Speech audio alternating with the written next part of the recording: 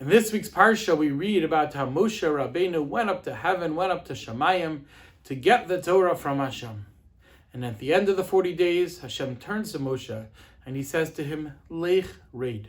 He says, go down from the mountain. The Jewish people have sinned. The Jewish people have created a golden calf.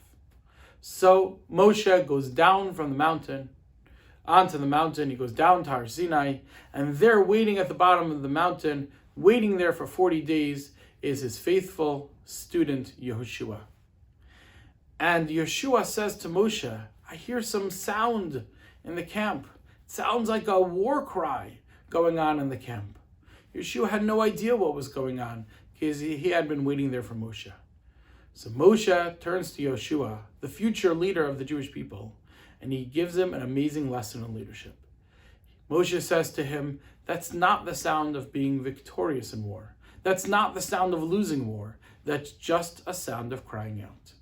And what Moshe was saying to Yeshua is that sometimes people cry out when they're happy.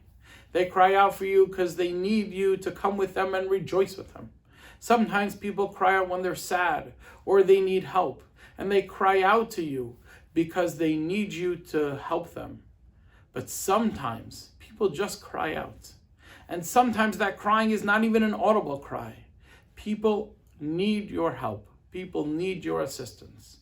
And as a leader, and we're all leaders, we need to not only hear the victorious cries, the cries when people are happy.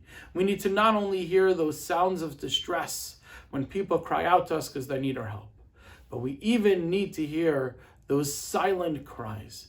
We need to look around and see when people are silently crying out to us because they need our help. We need to anticipate the needs of others, and we need to be there for them whenever they need us. So may we only hear sounds of joy and sounds of happiness.